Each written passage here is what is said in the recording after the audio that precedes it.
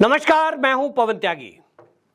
पश्चिम बंगाल से एक बड़ी खबर आई और खबर यह है कि वहां के जो राज्यपाल हैं उन्होंने मध्य रात्रि में 2 पत्र लिखे हैं और इस 2 पत्रों को लेकर, हालांकि गुप्त पत्र हैं, लेकिन जिस तरह के शब्दों का इस्तेमाल वहां के राज्यपाल ने किया कि रात के 12 बजे जो मैं ये चिट्ठी लिख रहा हूं, आपको पता लगेगा कि एक्शन क्या होता है।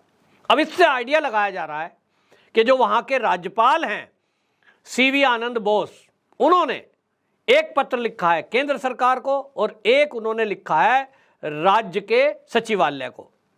लग रहा है कि कहीं ना कहीं राष्ट्रपति शासन लगाने की संस्तुति कर दी गई है।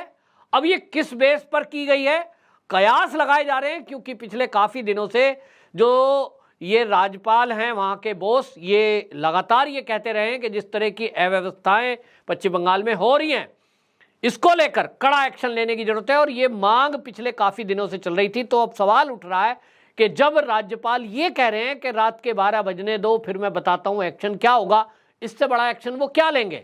हालांकि इसको लेकर के टीएमसी ने मजाक कर रहा है, और आपको बता दूं मजाक ही नहीं, जो टीएमसी में नेता हैं उन्होंने तो इतना तक कर दिया, जो वहां के शिक्षा मंत्री हैं राज बसु, उन्होंने ये कह दिया कि ये जो राज्यपाल हैं ये उच्च शिक्षा को बर्बाद कर रहे हैं, और वैम्पायर तक कह दिया। यानी उनको जो है एक राक्षस की संज्ञा उन्होंने देते हुए मजाक उड़ाया। एक्स किया उन्होंने, और एक्स करके जो लिखा उन्होंने लिखा, आधी रात तक देखें, कार्रवाई देखें, कार्रवाई देखेंगे, सावधान सावधान, शहर में नया वैम्पायर आया है। अब नाम तो नहीं लिखा, लेकिन आधी रात को कार्रवाई करने की बात राज्यपाल ने की, और उसके बाद इन्होंने जो एक्स किया उसको वो वैम्पायर ही लिख रहे हैं, तो लोग समझ रहे हैं। अब इस मामले में आपको बता दूं, सबसे पहले ये बात हुई है कि यहां जो है जो विश्वविद्यालय हैं उनके जो वाइस चांसलर है उनकी नियुक्ति को लेकर हम देख रहे हैं कि पिछले काफी दिनों से तनाव चल रहा है। राज्यपाल का अधिकार वो कहते हैं मेरे पास है, ये अधिकार सरकार कहती है हम करेंगे, शिक्षा मंत्री का काम है, मामला कोर्ट तक में पहुंचा। लेकिन अब जिस तरह की चीजें सामने आ रही हैं, राज्यपाल लगातार ये आरोप सरकार पर लगा रहे हैं कि मेरे अनेक बार टोकने के बावजूद जो सरकार है अपनी मनमर्जी के लोगों की नियुक्ति करती जा रही है। यानी जो अधिकार राज्यपाल का है वो एक शिक्षा मंत्री या सरकार कैसे कर सकती है, इसको लेकर के वो पिछले काफी दिनों से कह चुके हैं। लेकिन हमने ये भी देखा कि इतनी तल्ख टिप्पणियां और तल्खी राज्यपाल के बीच ये आज का मुद्दा नहीं है। पिछले 10 साल का अगर देखेंगे आप, ममता बनर्जी का जो कार्यकाल है उसमें चाहे हिंसा को लेकर बात हो, चाहे दंगा फसाद लेकर बात हो, चाहे चुनाव के बाद की जो हिंसा हुई है उसमें जो बीजेपी के कार्यकर्ताओं पर हमले हुए, महिलाओं पर हमले हुए, लोग घरों को छोड़कर जाने को मजबूर हुए, यानी विस्थापित हो गए, उस समय मांग की जा रही थी कि भाई यहां राष्ट्रपति शासन लगाया जाए, कानून व्यवस्था नाम की कोई चीज नहीं है। और पश्चिम बंगाल में जो पुलिस है वो टीएमसी के कार्यकर्ताओं की तरह काम कर रही है, निष्पक्ष पुलिस होकर काम नहीं करती। अब पुलिस वालों का कहना यह है कि भाई हम सरकार के विरुद्ध कैसे काम कर सकते हैं, जो टीएमसी के नेता हैं अगर वो हमें कोई काम करने को कहते हैं तो फिर भाई उनका दबाव रहता है। अब ये दबाव है सरकार का या मिली भगत है पुलिस की, अब ये तो राज्य के लोग बताएंगे या इसको जांच के बाद ही खुलासा होगा। लेकिन इन आरोपों के बीच भारतीय जनता पार्टी के शुभेंदु अधिकारी लगातार ये बात कहते रहे कि ममता बनर्जी शासनकाल में भ्रष्टाचार चरम पर है। जिस तरह से शिक्षा भर्ती घोटाला खुलकर सामने आया था, और पार्थ चटर्जी जो पिछले शिक्षा मंत्री थे वो तो जेल में हैं, करोड़ों रुपए उनके यहां से बरामद हुए थे। अब ये नई मंत्री आए हैं, अभी नए मंत्री भी जो कुलपतियों की नियुक्तियां हैं इसमें राज्यपाल से टकराते हैं और ये कहते हैं साहब राज्यपाल जो है बर्बाद कर रहे हैं। ये शिक्षा मंत्री ने 8 सितंबर को कहा था कि राज्यपाल हाई एजुकेशन सिस्टम को नष्ट कर रहे हैं और अपनी मर्जी से लोगों की नियुक्ति कर रहे हैं। अब ये नियुक्ति कर रहे हैं तो उस पर ऑब्जेक्शन है, लेकिन राज्यपाल का कहना यह है कि जो सरकार अपनी मर्जी से नियुक्ति करती है वो गैर संवैधानिक है। तो नियुक्तियों को लेकर असली झगड़ा है। जनता की अगर बात करें तो वो कहते हैं कि यहां तो एक तरफ नियुक्ति को लेकर ये चर्चा है पश्चिम बंगाल में कि पैसे लेकर सरकार नियुक्ति करती है। अब विश्वविद्यालयों में जो नियुक्ति हो रही है वो राज्यपाल के अधिकार क्षेत्र में है, तो वो अपने अधिकारी को प्रयोग कर रहे हैं, तो टीएमसी यानी सरकार या सरकार के जो शिक्षा मंत्री है वो बदनाम करने में लगे हुए हैं। कि साहब राज्यपाल तो जो है मनमर्जी की नियुक्ति कर रहे हैं, वो राज्य की व्यवस्था को, विश्वविद्यालय की व्यवस्था को ध्वस्त करने में लगे हैं और वो कह रहे हैं साहब शिक्षा को बर्बाद कर देंगे। भाई इसमें बर्बाद कैसे हो जाएगा?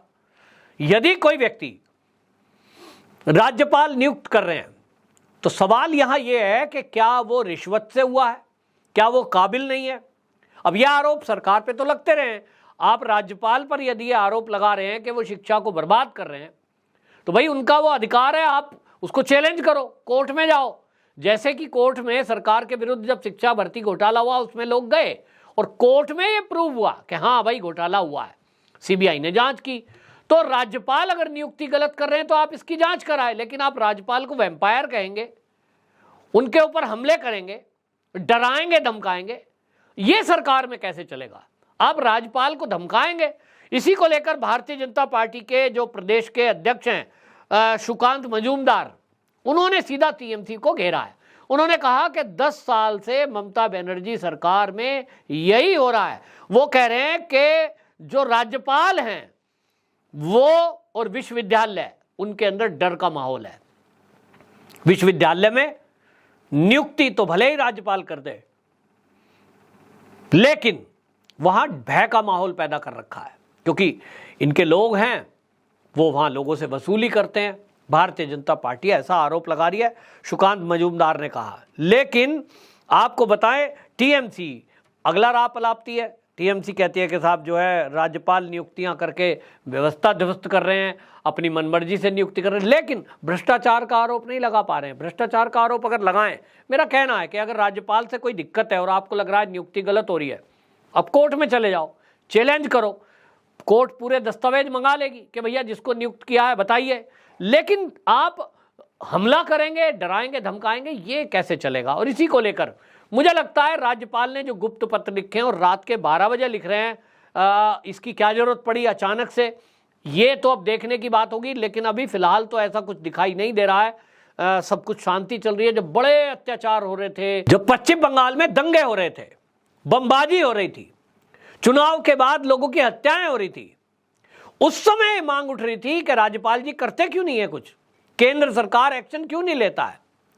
लेकिन अब जब मामला केवल विश्वविद्यालय तक है तो अब ये मुझे दिखाई दे रहा है, जो मेरे सूत्र हैं वो तो ये कह रहे हैं कि राज्यपाल के मुद्दे को लेकर के वो जो कार्रवाई करने की धमकी दे रहे हैं, उन्होंने अपनी तरफ से तो ये रिपोर्ट ही दी होगी कि इस मामले में सरकार जो मैं नियुक्ति कर रहा हूं उसमें बाधा अटका रही है और उन लोगों को डरा रहे हैं, धमकाने का काम कर रहे हैं जिनकी नियुक्ति राज्यपाल जी ने की है। जो खबरें आ रही हैं ऑफ द रिकॉर्ड वो यही आ रही हैं कि राज्यपाल जी जिनकी नियुक्तियां विश्वविद्यालय में कर रहे हैं, टीएमसी के गुंडे जाकर के उसको धमका रहे हैं, डरा रहे हैं। अच्छा तू राज्यपाल का आदमी है, तू बीजेपी का आदमी है, हम देखते हैं तुम कैसे जिंदा रहते हो। और हर एक के साथ पुलिस की सिक्योरिटी तो उतनी रहती नहीं है। तो राज्यपाल जी का कहना यह है कि मेरे द्वारा नियुक्त किए गए लोगों को डराया धमकाया जा रहा है, जो टीएमसी के थ्रू आएगा या जो टीएमसी के लोगों को पैसे दे देगा उसको कुछ नहीं कहेंगे। ये जो माहौल है ये बहुत खराब माहौल है कि आम जनता, अधिकारी भय में है। और इसीलिए ये जो लोग दावा कर रहे हैं कि राज्यपाल जी ने जो पत्र लिखा है वो राष्ट्रपति शासन लगाने की संतुति करने के लिए लिखा जा सकता है, या फिर कुलपतियों की सुरक्षा से जुड़ा हुआ मामला हो सकता है। ये भी हो सकता है कि वो ये कहें कि राज्य की जो सरकार है वो अधिकारियों को, उच्च अधिकारियों को डरा रही, धमका रही है, उनकी सुरक्षा की जिम्मेदारी दी जाए और इस मामले में कोई ना कोई केंद्र एक्शन ले।